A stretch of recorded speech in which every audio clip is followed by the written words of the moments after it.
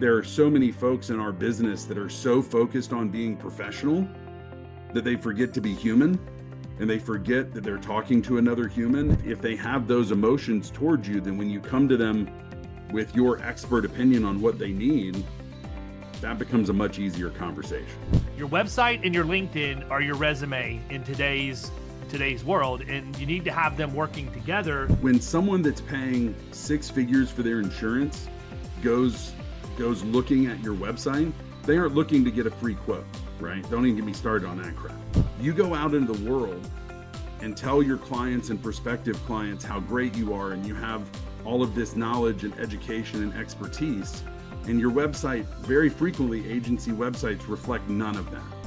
Your existing clients who already know and trust you, who are buying some sort of insurance from someone else that they could be buying from you, or there are types of insurance they should be buying that they haven't. If you insure a restaurant, would your restaurant allow you to give your personal lines clients, 10% off at the restaurant as a gift from you? But now you're helping generate business for the restaurant that you insure. You never really know the true impact that people have had on other people in their lives until they pass away and it's their funeral and you see who shows up. If you are helping them grow their business, why would they leave? When someone comes in and says they can save you 5%, why would they leave? Because they value that relationship. What's up, everybody? Welcome to the Power Producers Podcast, where we are refining and redefining the sales game. And today, listen, we are going to talk about a pioneer, a true entrepreneurial juggernaut that has taken something so uninteresting as workers' compensation and made it the way for so many agents to change their lives and their family trees moving forward because of the groundwork that he has laid for us. And I saw yesterday on LinkedIn that Kevin Ring, our good friend that everybody on here should know about because he might as well be the third part of the podcast at this point. We've done so many. I saw that he posted that they were coming out with a book that was a collection of the letters that the weekly sales letters that Preston Diamond, the original founder of the Institute of Work Comp Professionals, has published for just decades and decades. And without hesitation, I mean, literally less than 30 seconds from the time I saw that, I sent Kevin a message and said, listen, I want to get you on the podcast. I want to talk about it. And I want to be clear about something. Number one, haven't read the book. I've seen what it looks like. And I'm definitely going to buy it, and I'm going to encourage everybody to buy it. But before we hit the record button on here, I told Kevin, I said, my reasoning for reaching out to him was not for him to be able to sell more books, but it was to honor the legacy of somebody who has done so much for so many other people. And that's the spirit of the conversation we have today. The book's going to sell itself, and I'm happy to, bring awareness to that. And like I said, I encourage everybody to buy it, but I really want to talk to Kevin about really the root of why they made this and what that process looked like and what they hope it does for all of us that have enjoyed what Preston has put out from a content standpoint over the course of his entire career. So today we are talking with our good friend, Kevin Ring, and welcome back, brother. Well, thank you very much. It's good to see both of you, and I really appreciate the opportunity. Little less heat and humid the last time we saw each other. Yes, which that's absolutely. The good news, man. I'm working on a deal right now to bring all the sessions inside this year. So part of the deal with me, where's inside?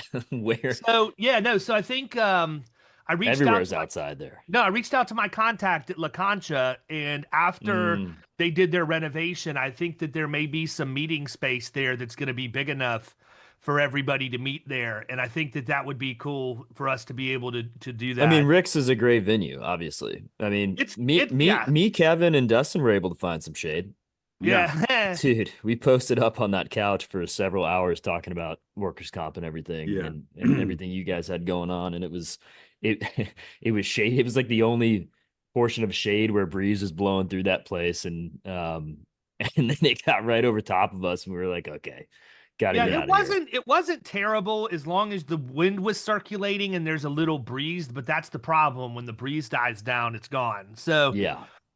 anyhow, I had been working on figuring out I wanted to bring in a powerhouse, as a bigger name keynote. So I've actually been working on some of this stuff since April of this year for 2026. And then when I decided, you know what, I've had enough feedback from the ladies and some other people that, hey, we need a bigger table to be able to put our stuff and take notes. We need Mhm. better, more comfortable chairs. I'm like, all right, this is turning into more of a real thing at this point. And while I'd like to keep the character that we've had, I think that we're at a point where we need to look at making some changes to some of that stuff. So that's one of the reasons why I sent out my sponsorship email and stuff this week already, is because we're already full swing, man. It's crazy to think that, but we are. But anyhow, you know, talk a little bit about how you came to decide to do this. I know part of it, you had said had to do with Preston's birthday coming up, and let's face it, man, we all have a finite time here, and I think the fact that you were able to get this done while he's still alive and can actually sit back and enjoy and see it. One of the things, and I don't want to make this a morbid conversation by any stretch, but something that is always, I don't know if I want to say bothered me, perplexed me, or whatever else, is you never really know the true impact that people have had on other people in their lives until they pass away and it's their funeral and you see who shows up. And I think that's bad.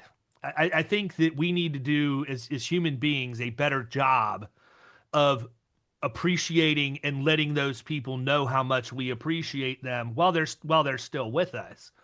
And certainly we want to honor people, as they pass over. But at the end of the day, man, I just think this is a really cool thing. And I think the timing of it's really good. And I'm thankful because I think that he's really going to love I don't think he probably has any idea how much reach that he'll have from all of this, but I think it's going to be really cool. Yeah, it is. And he's texting me right now about, because this was completely a surprise to him. So we put this together over several months, and it was just a week ago tomorrow that he had it in his hand for the first time. And one of the things, and I think Preston would agree with me if he heard me say this, and for everyone else, is that if you've got something in your head or in your heart that you feel like you want to put out into the world, do it.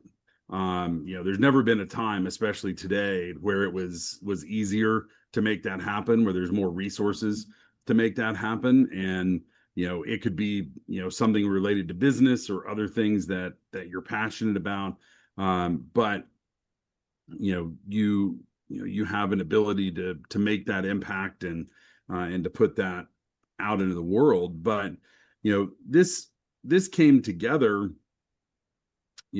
probably about a year ago, when we were going through a bunch of old papers and old files on the network, and there was just this massive cache of these newsletters. And so the newsletter went by a couple different names. It was the 3-Minute Sales Clinic and the Wisdom Letter.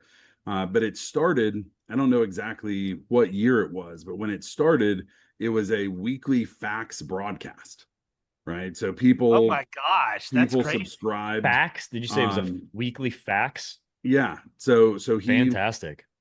So it was, there were services out there then where you just gave them a list of fax numbers and sent them, you probably honestly just faxed it to a number that was special to you, and then it spit it out. But yeah, I mean, it went to agencies every week via fax, and then eventually it was a hybrid between fax and email, and then it became just email. But it really goes back.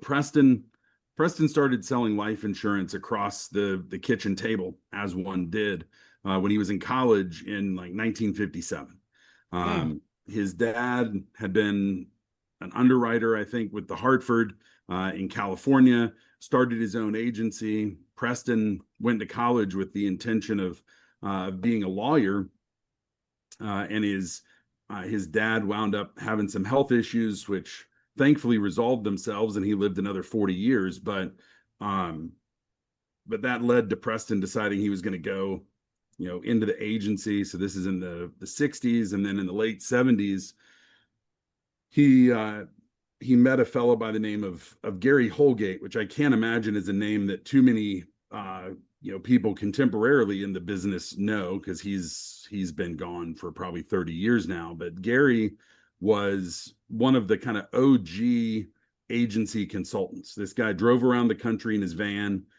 posted up in an agency for a day or two. The stories I've heard is he would, the day finished at 5, and he goes and sits in his van and pounds out his report on a typewriter, the whole night, leaves it on the agency's door, and then drives to the next place. And so he hired Preston.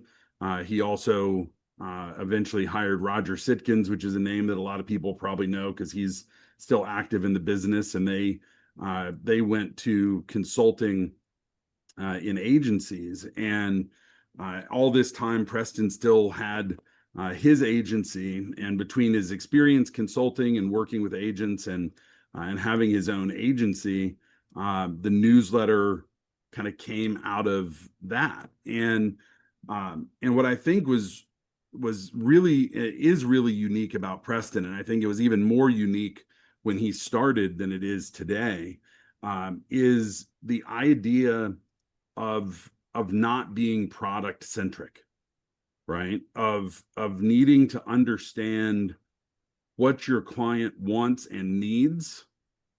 And if they understand how much you care about that, then when you come to them and say, these are the insurance needs we believe you have, then that becomes a much easier sale, as opposed to coming in and saying, well, you need this, this, and this insurance because, I think you need that.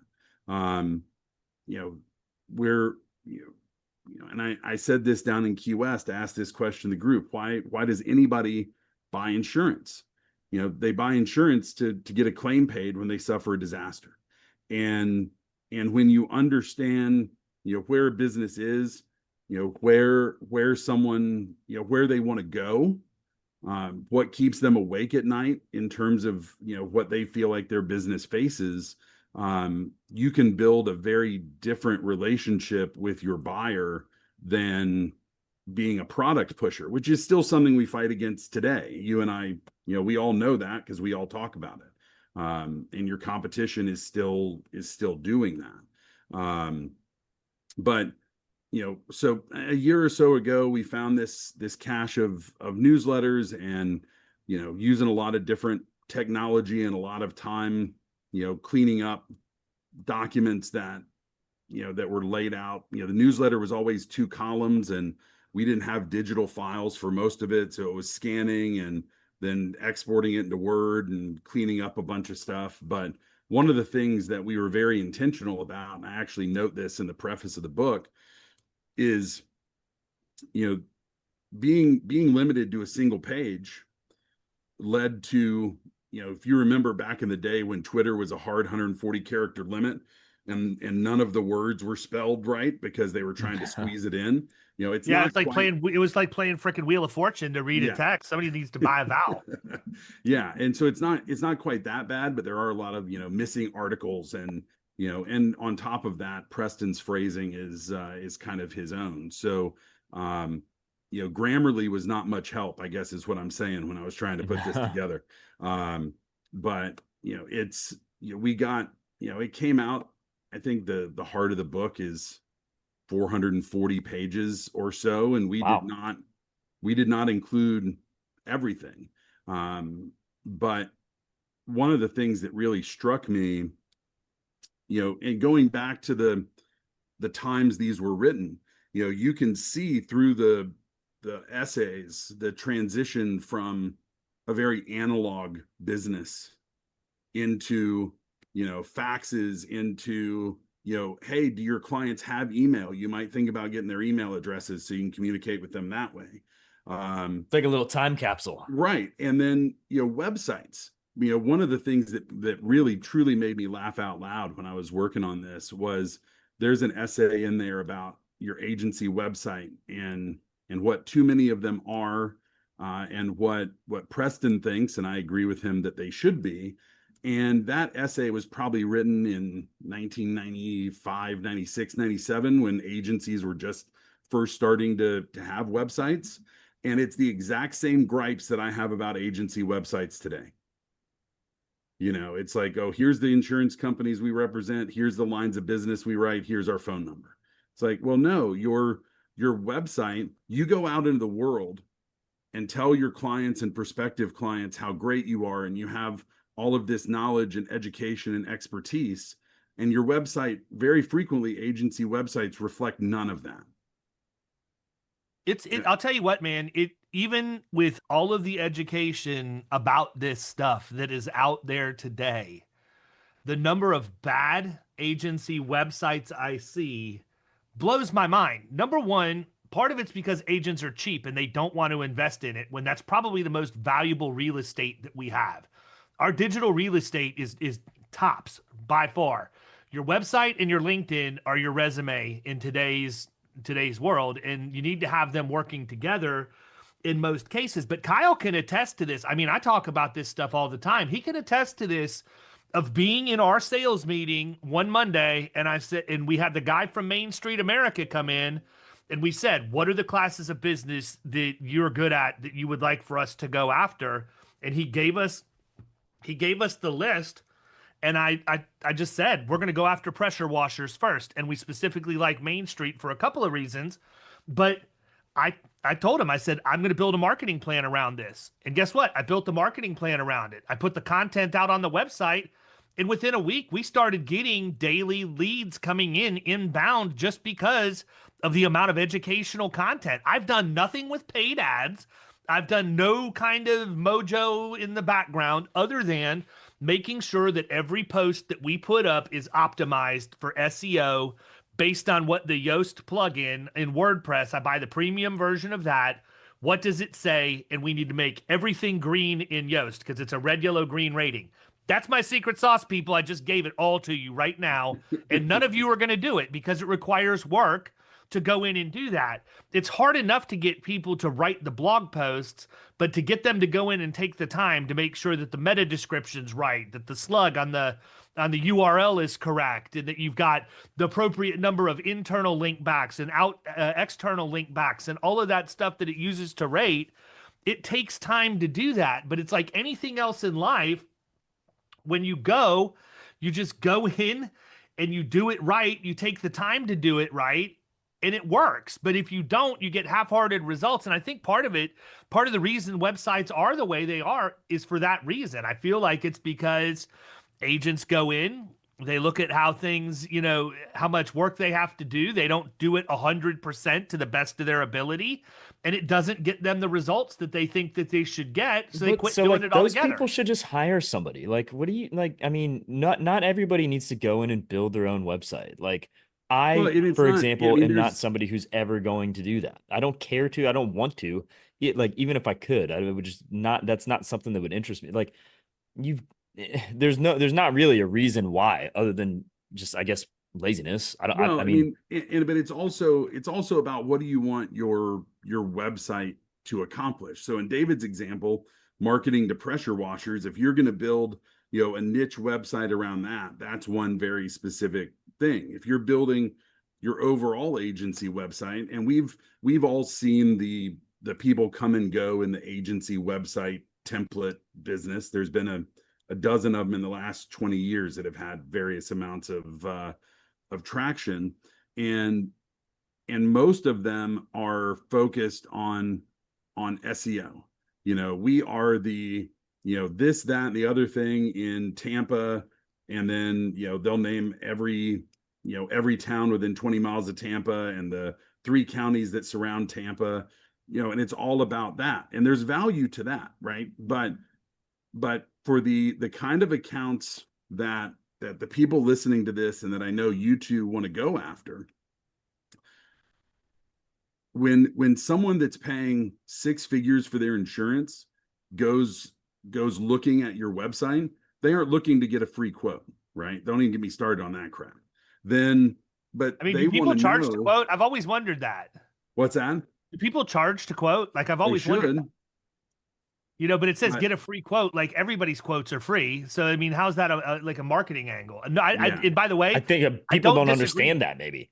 Yeah, I don't disagree with what you said, Kevin. That wasn't lost that you said they should. I don't disagree with that. but then that six-figure premium business owner wants to know why they should do business with you, and the knowledge and expertise. And it gets to another thing that's always been one of Preston's, big things, and it's talked about in the book, is using stories when you're face to face. If you're writing blog posts, make the blog post stories, and it can be stories about the time your client's building burned down, and thankfully they had this coverage that you're recommending to them, and why that was important. It can be a story about how you helped this business. They had these problems just like you do, Mr. Miss Business Owner, and we did these things to help them improve. And even down to using props. If you're selling personal lines, or even you could do this with commercial auto, or you bring in Hot Wheels to the meeting to show cars colliding. Even Tommy using Boy pictures. crushed it with that, by the way.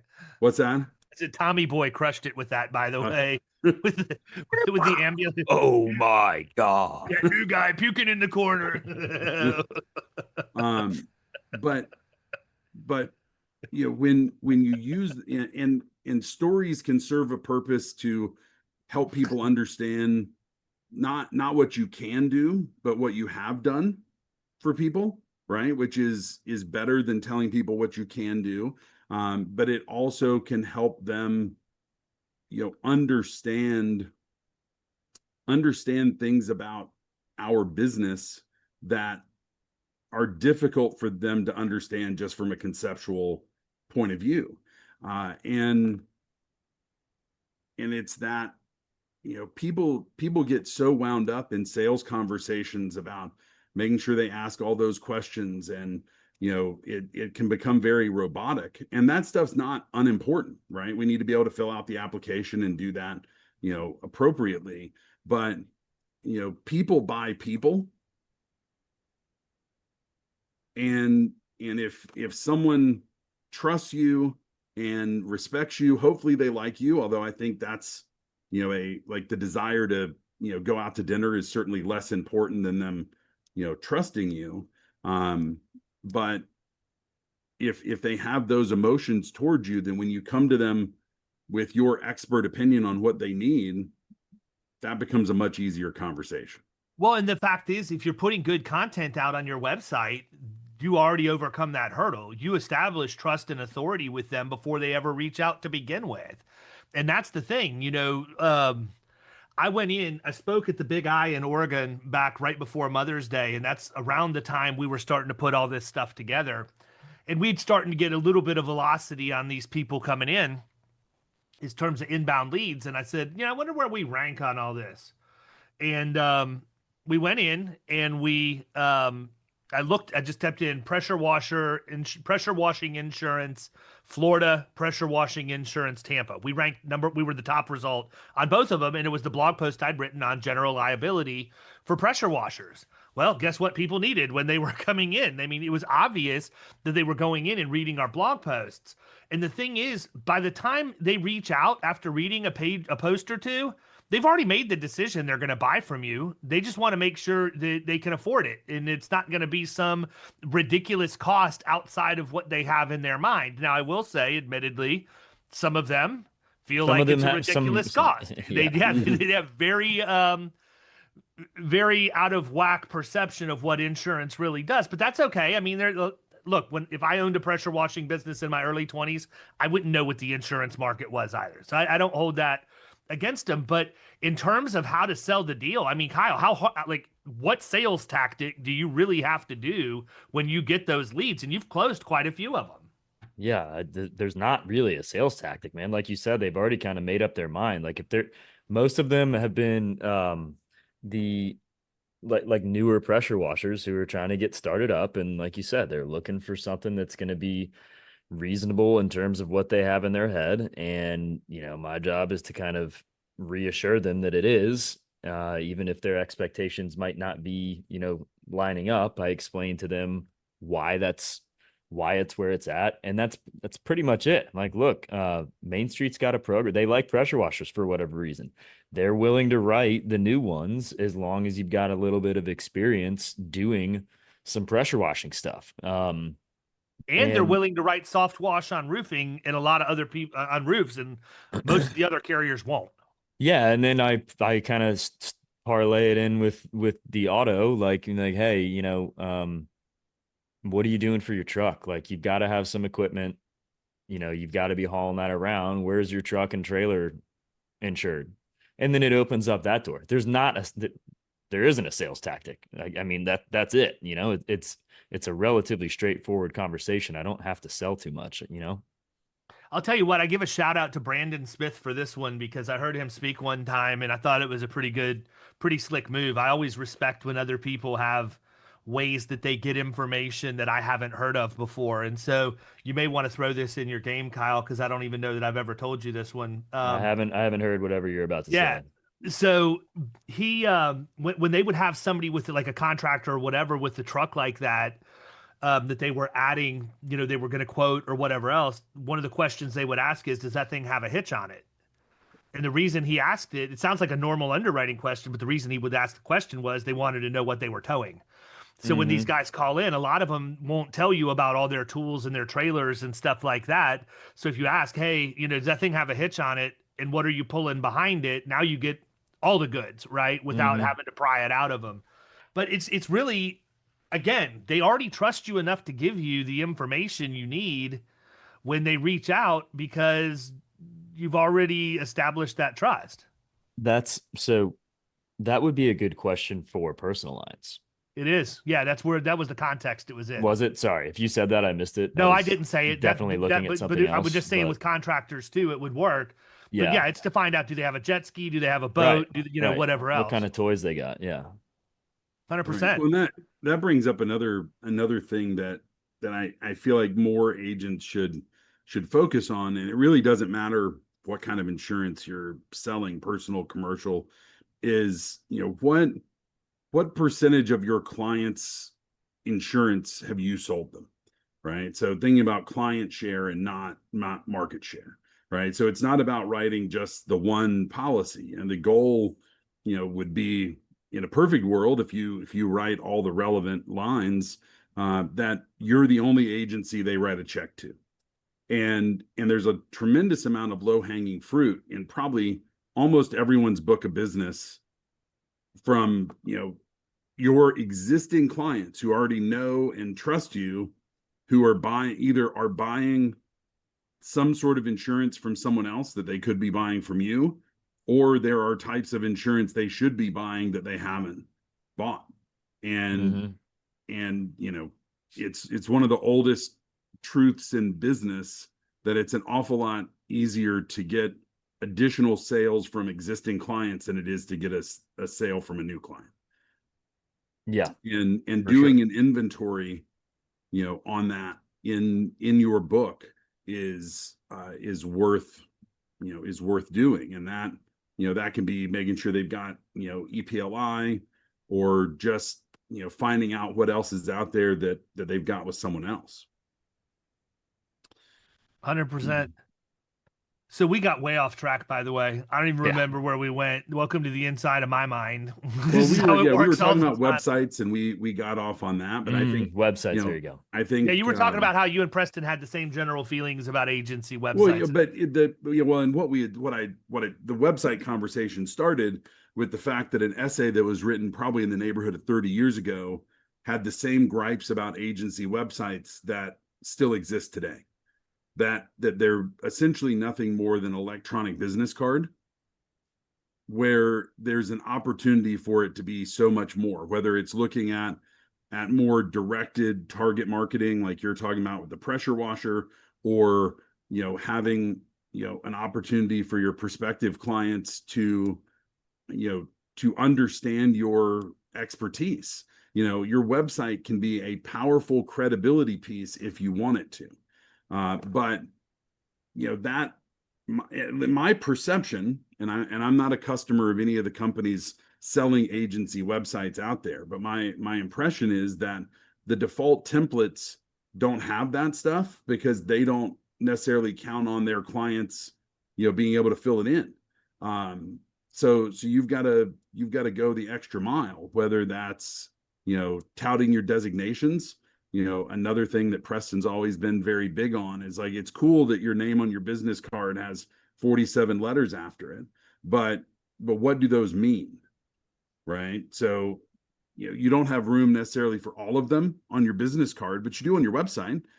Certified work comp advisor, certified insurance counselor, certified risk manager, maybe even on your website linking to information about those programs that helps people understand what you've invested your time and effort and energy to be a better resource for them. If you study web traffic on your, like, for your business, people click on all kinds of stuff, man. And I can hear it right now. Well, nobody's going to go look at that. Well, you're right, because you don't have a hyperlink to it. What does it really take? How much time does it really take for you to create your email signature the correct way one time? I can tell you right now, in mine, because my calendar link's there, so many people don't even reach out to ask. They just go into my calendar link and book time with me. And I don't even, every morning's like Christmas morning for me. I have no idea what I'm walking into. I need some help with my signature, by the way. Yeah, I know. I'm going to message him about that today. I tried messing with it, man, and I'm still like, I look No, like he needs to compress the image, because what happens billboard. is when you hit reply, it like, it turns it like literally turns it into a magnification of times 1,000 or maybe more. yeah, exactly. But yeah, anyways. What do we leave on the table, man? Anything else we want to get out about Preston's? But where can they get it? Do you have a website for it? Or is it on Amazon, or what's that look like? It's on Amazon. I need to set up a landing page for it, but this was not a well choreographed book launch. This was the book is done. Let's get it on. Well, I'm Amazon. Helping you, man. So yeah, no, and I appreciate it. And yeah, if you search for Preston Diamond on Amazon, you're going to find two things. You're going to find Preston's book, and you're going to find a series of books that I did not know existed until we started doing this, which is it's a series of books where the main character's name is Preston Diamond. I cannot vouch for those. They're novels, so I think that's going to be a very different thing. The Kindle version is being added there today. We went back and forth on an audiobook. I had someone ask me about that after I posted about it on social media. But because this is not kind of traditional narrative prose, it translates into the spoken word very poorly and awkwardly. So the only way it would work as an audiobook is if Preston recorded the entire thing in his voice and he used the anecdotal stories along the way. And my God, what would it be, like a 12 or 15 hour book at that? I mean, I don't know, but I mean, I'm sure the guy's got stories for days. Oh yeah. I mean, there's so many honestly, man, stories. He could turn it into a podcast. Well, yeah. And there was 3 or 4 years where he was taking these old newsletters and doing like a 2 or 3 minute video, which we also had in a podcast feed. And when you have an opportunity to kind of rewrite it just to talk about it instead of it being, the way that it was written. But another thing, and this is something I know Preston had a lot of success with in his personal book of business back in the day, is thinking about networking your clients. And there's lots of different ways that can happen. You can have commercial clients that should know each other. if you have a current client that is in a similar but non-competing business as a prospective client that you're working on, inviting both of them, to a meal. You don't even have to talk about insurance. There was a client of ours who did this, and it turned out they both had worked for the same large company earlier in their careers, and they spent the whole meal just talking about that.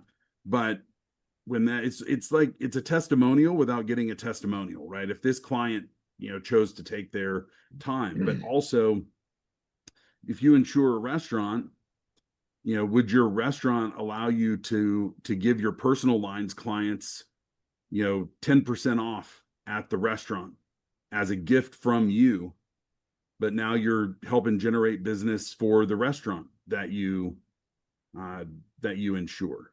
How can you use all the relationships in your agency to help your clients without it having anything to do with insurance? And it's a little bit, this particular idea is a little bit outdated, but I think there's probably a way to update it. But, he talks about, creating a yellow pages of your commercial clients to give to your personal lines clients. Well, that's where I was going to go with that. One of the things that I plan on doing when our personal lines book gets a little bit bigger is create almost like a preferred provider magazine or whatever, and do full color ads for each of our service contractors or our premier service contractors, and distributing that as part of the welcoming kit to all of the personal lines clients when they come in, so that we can help our commercial clients grow and provide somebody that we know, like, and trust to the personal lines people.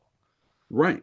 And what, what a great, it's when it, for all insurance, but especially it's easier to think about with personal lines or commercial lines. How can you put in exit barriers to make it very unpleasant for your client to leave you? And there are some of those that are like, if you have relationships with service providers that they use through you and they're going to lose that's an exit barrier. But another one would be, if you are helping them grow their business, why would they leave? When someone comes in and says they can save you 5%, why would they leave? Because they value that relationship. And it's well, honestly, man, you're walking right down. Like, if I go into a new business meeting and it's somebody that I really don't have much of a relationship with yet, my questions never start around insurance and risk management. They start around growth and future projections, because everybody wants to talk about growing their top line and then ultimately their profitability. So if I can talk to them about what they're doing from marketing tactics, plus I like talking about that stuff more than insurance anyhow, but if I can talk to them about how are you growing, well, I can then start to transition the conversation to, well, what are you doing to ensure that you're going to have that growth be profitable? Let's talk a little bit about what that looks like. What are the processes and procedures you have in place and all of the other stuff? The insurance is how they pay to keep me around to talk about the marketing, honestly, because we look at how to grow the business and all the things you can do that way. And it's like, no other agent's going in and talking to me about how to grow my business. They just have their hand in my pocket for a renewal check every year. When I can sit back and talk to them about business growth all day long, and then when you shift the conversation to profitability, it's going to be very obvious that we're qualified to have that conversation too. Right. And I feel certain this is not an original Preston adage, but it's one that I know is in the book, and I've heard him use it millions of times over the almost 30 years that we've known each other, is that, oh shit, I just completely forgot it. So I'll tell you another one that I feel like I know which one you were going to say, but I don't remember it enough to not butcher it. Yeah. Well, so I'll give you a different one that goes right down the middle of what you were just talking about, which is, if you can see John Smith through John Smith's eyes, you'll sell John Smith what John Smith bues. That's the one, right? That I was thinking of. Yeah. I can get a good look at a T-bone steak. Yeah, I mean, it's such a two cliche, Tommy Boy quotes, one episode. But you have to you have to be able to put yourself in the shoes of the people that you're meeting with and understand what's important to them, so that they can understand why this other stuff is important to them.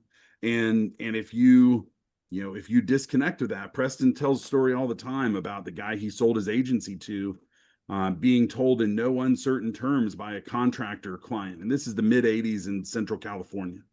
But the agent shows up in a suit and tie in a fancy car, and the construction company owner says, if you ever show up here in that blankety blank fancy car in the blankety blank fancy suit, then I'm going to fire you. Now, I'm not telling you what this guy felt was reasonable, but his message could not have been more clear. He felt like his workers were being shown up when this guy, showed up to the work site, dressed all fancy.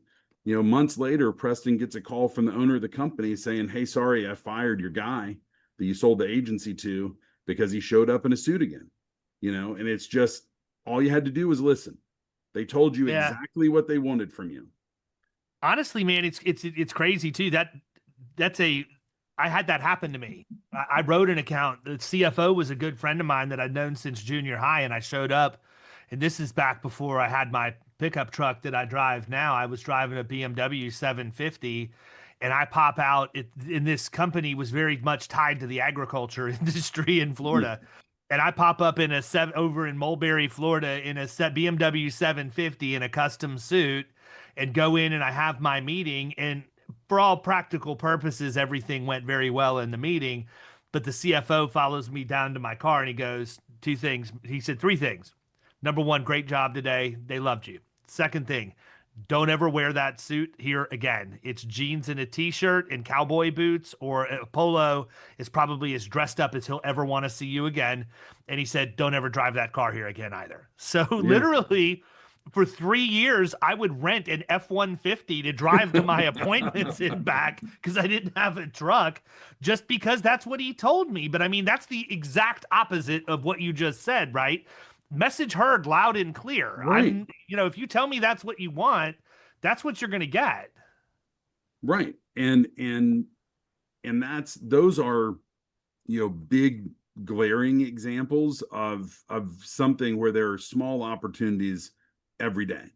Right. So, how do they behave? Are they, are they more formal in the way that they speak, or are they more laid back?